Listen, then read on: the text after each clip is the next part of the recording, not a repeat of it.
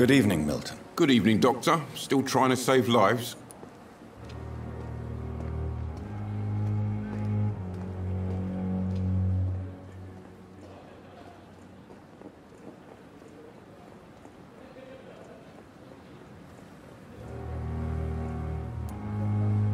I'd like to see your goods. Wise choice, Dr. Reed. A reliable gun is what everybody needs these days.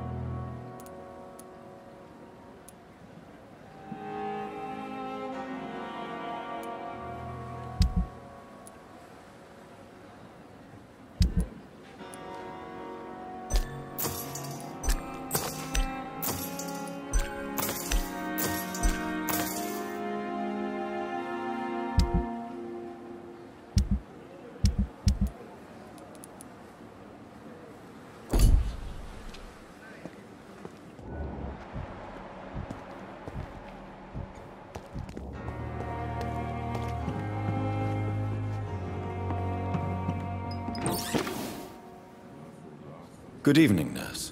I'm Dr. Jonathan Reed, the new surgeon here at the Pembroke. Dr. Swansea has already told us about you, sir. I'm Nurse Gwyneth Brannigan. Welcome to the Pembroke Hospital. Did he really? It's a good thing I wasn't hoping to keep a low profile. All members of staff have already read about your new blood transfusion technique. Dr. Swansea made sure of that. I see. Well, I'm a little surprised, but I suppose I'll just have to deal with this unexpected notoriety. You must know, blood transfusions are Dr. Swansea's primary subject of research. He is convinced it is the future.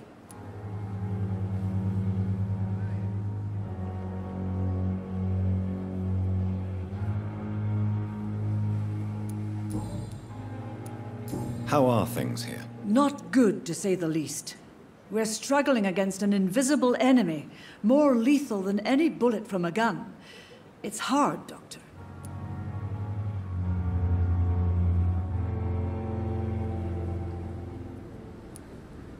An invisible enemy? Quite a poetic term for a disease, especially from a nurse. Sorry, Doctor. These last few weeks have been exhausting.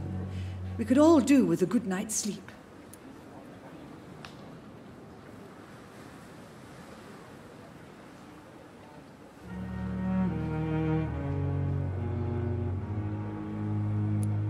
Do you think this hospital can survive the epidemic? We are all volunteers here, and we're trying to hold fast, but how do we beat an invisible killer?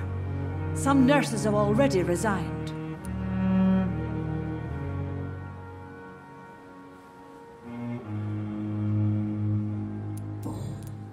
I'm not familiar with all the staff yet. Perhaps you could help me. Brilliant professionals, most of them. Dr. Swansea has a gift for recruiting talent. Most of them? Is there a problem I should know about, nurse? It would be inappropriate for me to speak ill of a colleague.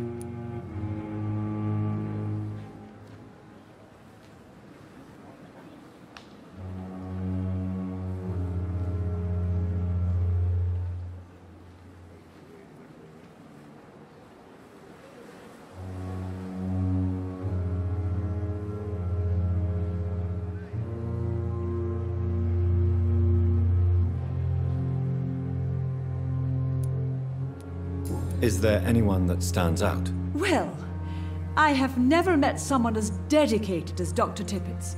He should be a standard for us all here. If only he were younger. Why should his age be a problem? I guess it's fair to say he's always pushing himself to the limits. He just doesn't know when to stop and get some rest.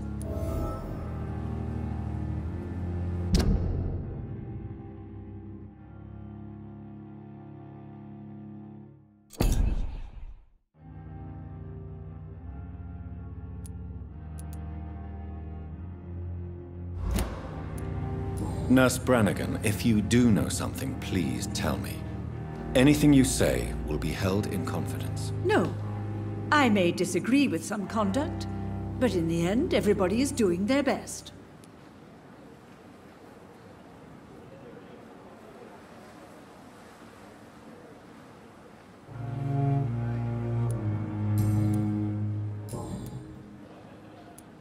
Goodbye, nurse. Call me if you need assistance. Good evening, Nurse Brannigan. Good evening, Doctor. Do you require medical assistance, nurse? Thank you for your concern, but I'm fine.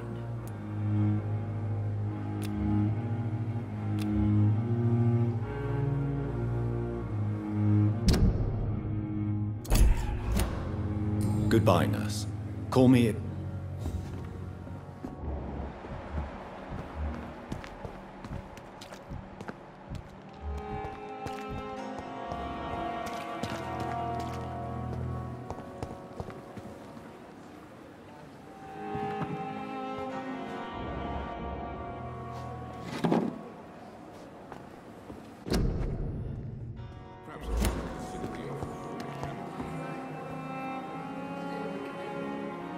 Good evening, sir. So it is true. The famous Dr. Reed has joined us. I can't think of any better news during these terrible times. Do we know each other? Actually, yes. We met once before, at the Rockefeller University in New York. Dr. Tippett, yes, I remember. I was assisting Professor Carell in his research about coronary bypasses. He had nothing but praise for you. He was also very confident about your future. And look at you now. Eminent surgeon and blood transfusion specialist.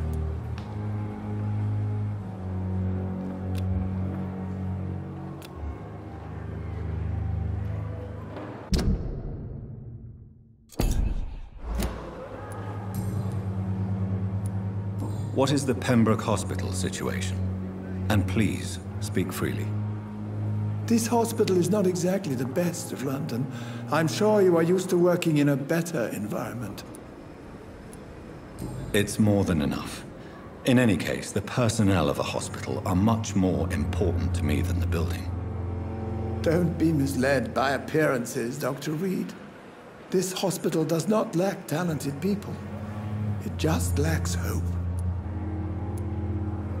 What can you tell me about the staff in the hospital? Some are really good, and others are not so good. But during this troubled period, there is no time for slander. I prefer to focus on the positive character traits. Any opinion about the management? I don't always agree with Dr. Swansea's reserve, but I must admit he does all he can to keep this facility running during this crisis. Ah, yes, the burden of command. I was fed up with this concept while serving as a medical officer. Don't get me wrong. Swansea's a good administrator. I just wish he would get out of his office now and again. Tell me more about cherished people, then. Nurse Brannigan is a pearl. She is the most helpful and dedicated nurse I've ever worked with. A clever and cheerful woman. You really seem to admire her skills.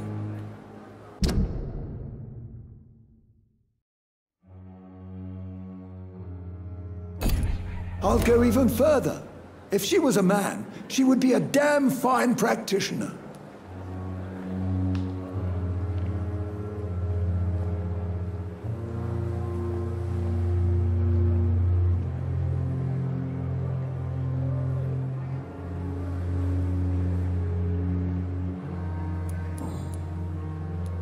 You're exhausting yourself, Corcoran.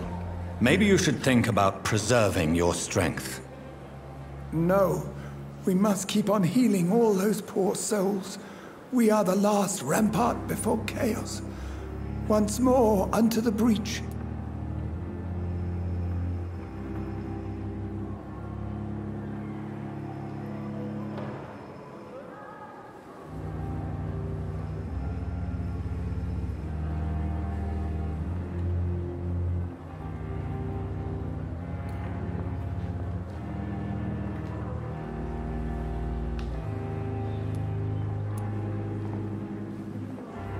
Nurse Brannigan is worried about you, Doctor. She should not have told you that. I will have a word with her. You don't have to blame her for her honesty. I'm not that kind of man, my dear Jonathan. Actually, Nurse Brannigan's opinion is the only one I may listen to. You're exhausting your... No. Nurse Brannigan, you don't have to...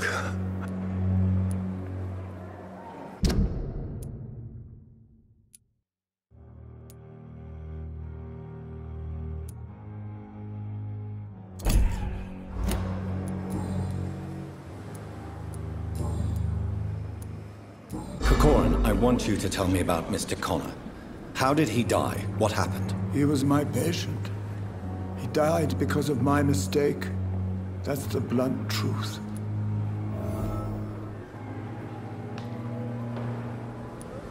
Who was this patient? I don't know. Some sick man from the docks, maybe a fisherman. I had no time to talk with him. No one claimed a body. What was the nature of the mistake? It was a twofold error. My diagnosis was wrong, and the administered dosage was too strong. Why not stop practicing? Are you mad? I killed that man, I admit it, and it won't happen again. I have saved so many lives since then.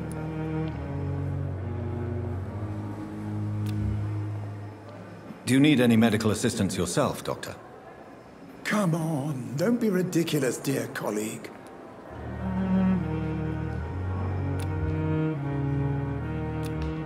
Do you need any medical assistance yourself, Doctor? Come on, don't be ridiculous, dear colleague.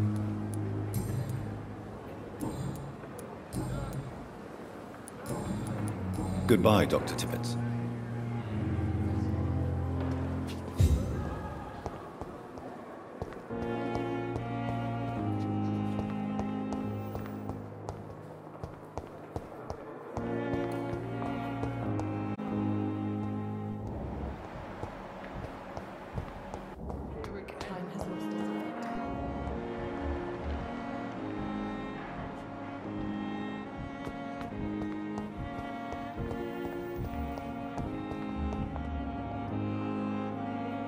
Good evening, Miss.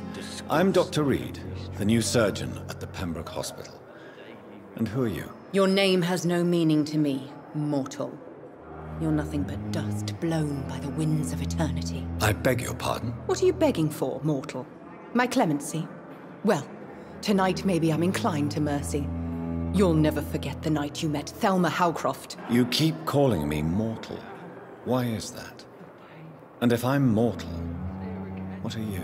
Well, Dr. Reed, if you must know, I'm a vampire.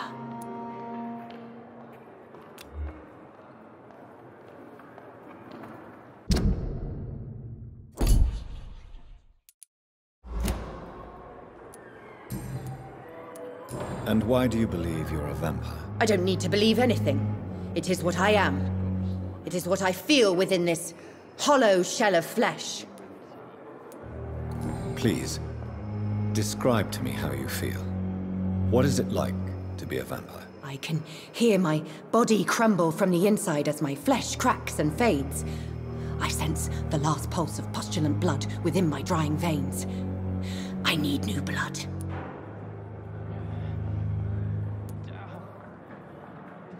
I see.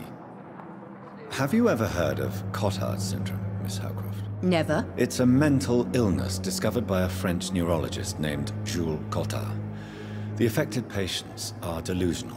They believe that they are putrefying, that they are dead, a ghost or a ghoul, or in your case, a vampire. Delusional, you say? Oh, sad and petty mortal. You can't even begin to understand the concept of immortality. And you think it is I who am delusional.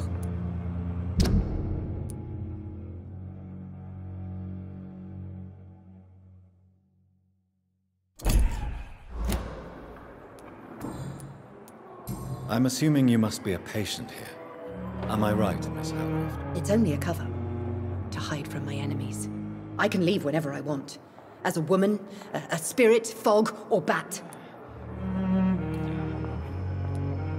Who are these enemies you mentioned?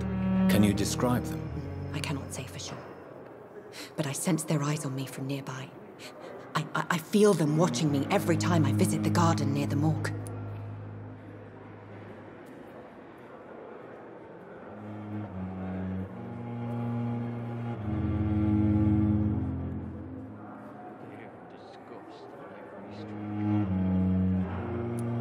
The staff here are not your enemy.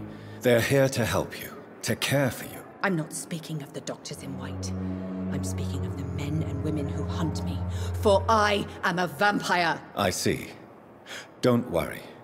These people will not find you here. I'll personally make sure they leave you alone. Thank you, mortal. But do not interfere with them, for you are no match for those that hunt me.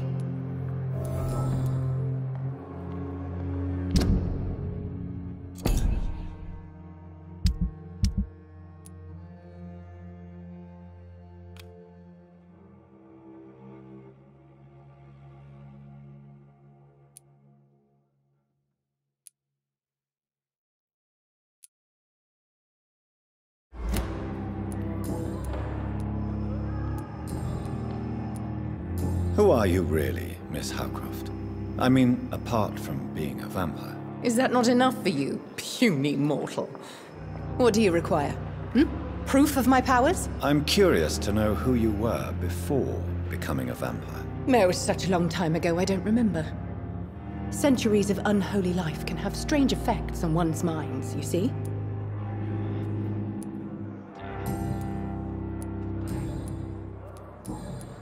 I'll leave you, Mistress of the Dark, to your nocturnal activities. I wish I could be sick again. Feel my blood boil with fever. Fear and disgust on every street corner. The daily routine.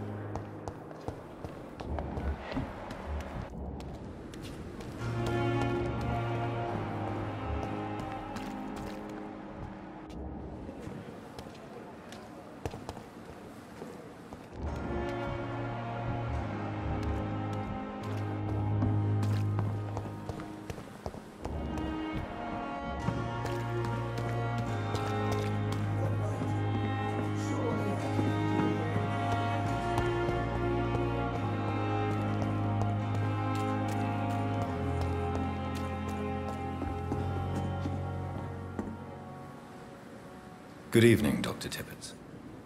Dr. Reed, any good news to share?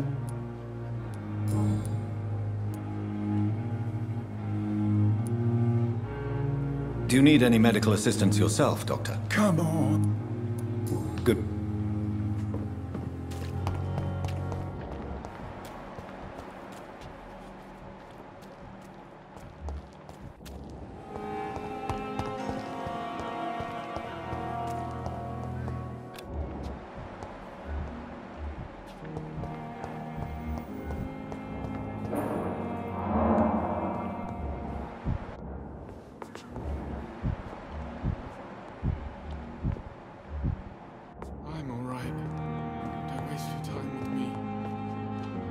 Good evening, sir.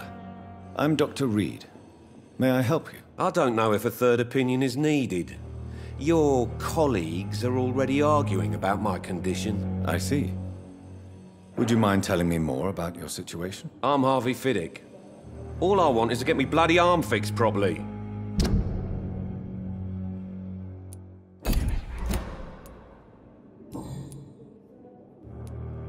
Are you satisfied with your treatment here? Well, it's clear that I've chosen a bad time to be injured.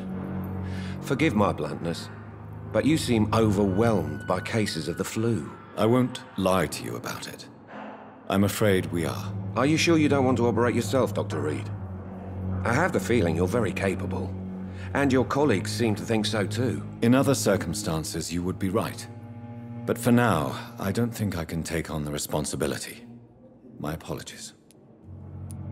Tell me about yourself, Mr. Fiddick. I'm just a regular guy waiting to get his arm fixed, so I can return to work and to my family. I was more curious about what you were doing before being hospitalized. I'm a carpenter, and a good one too. But that means I need both arms to feed my family, Dr. Reed. Tell me about the doctors who are up. Strickland and Aykroyd. They both want the best for me, but there's a lot of pride there. Doctors are no different from carpenters, it seems. What do you mean? I often had professional arguments with rivals on a building site. Difference is I disagreed about wooden nails, not flesh and bones.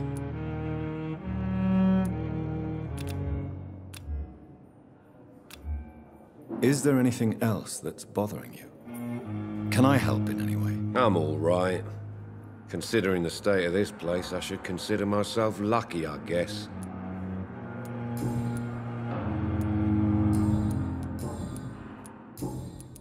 Goodbye for now, Mr. Fiddick. I'll see you later. Sweet girl.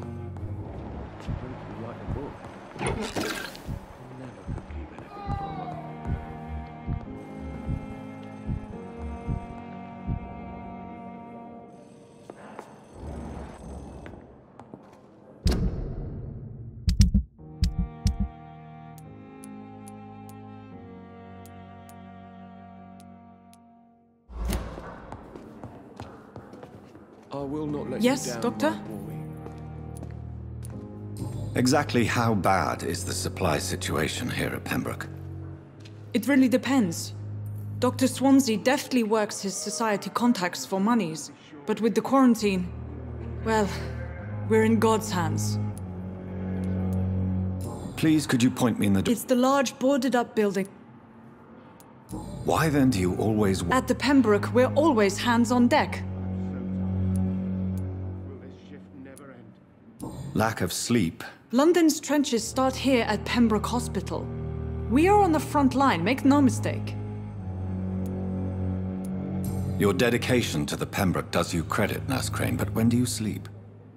We staff get our sleep when we can, Doctor. Nursing is a vocation, not the labor of a journeyman. That's all for now. Never could keep anything from her.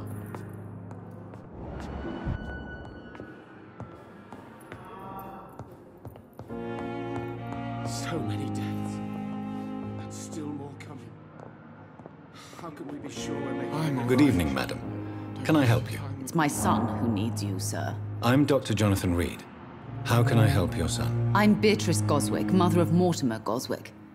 Could you check on him, please, Dr. Reed? I've heard much of your talents as a physician. Good evening, sir.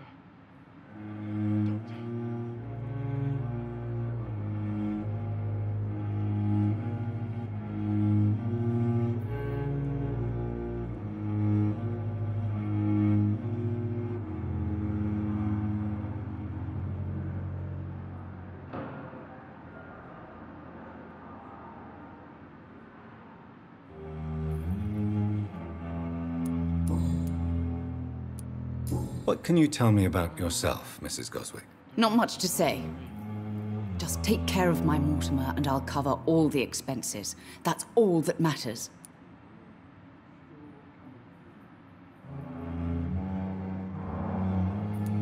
Are you really that rich? Most of the patients here are of a more humble origin, if I may say so. Yes, thanks to my husband. May he rest in peace. I can cover any needed medical expenses.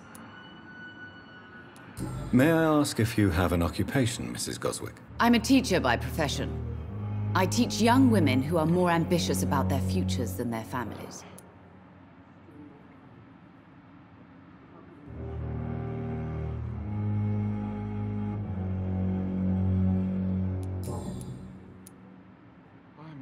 What do you think of your reception here? Any complaints? I have had the uttermost reservations about this hospital since we arrived. But we had no other choice, considering the state of emergency. Is there something in particular that's bothering you? Some of the staff were not especially welcoming. I suspect they're not accustomed to dealing with patients of such social standing.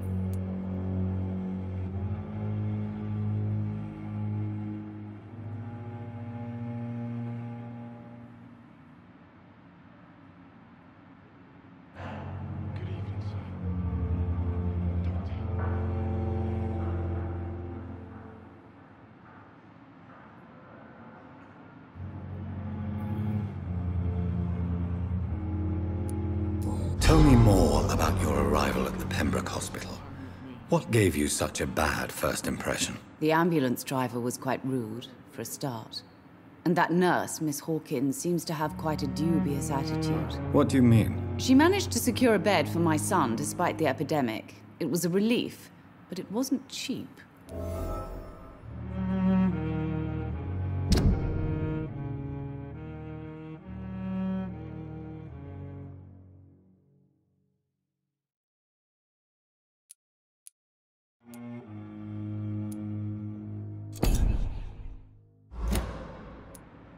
She charged you for a bed? Yes, and I paid without question, considering the urgency of the situation.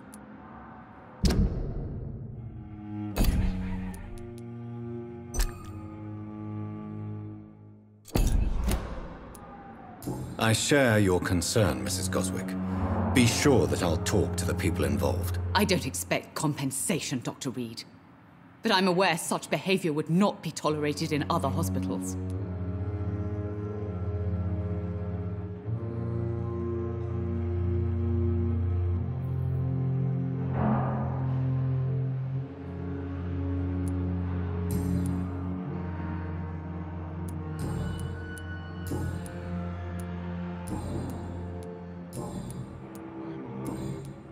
Goodbye, Mrs. Goswick. So many deaths. You always knew the words to calm the children, Ellen. Good evening. I'm Dr. Reed. Can I help at all? No. Really? Why are you here, then? I don't want to talk. My throat hurts too much. I suppose that this pain is the reason you're here. Is someone taking care of you? Yes.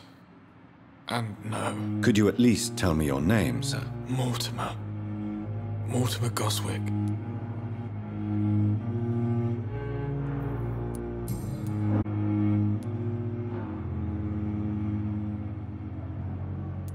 How painful is your throat, Mr. Goswick? So painful I'd rather not talk at all, Doctor.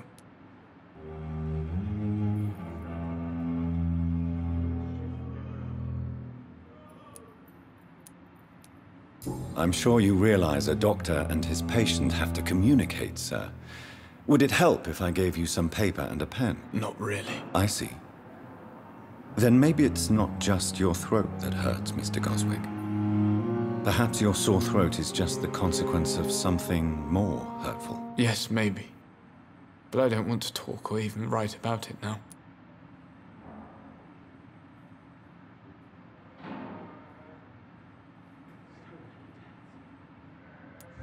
Why did your mother have you hospitalized here?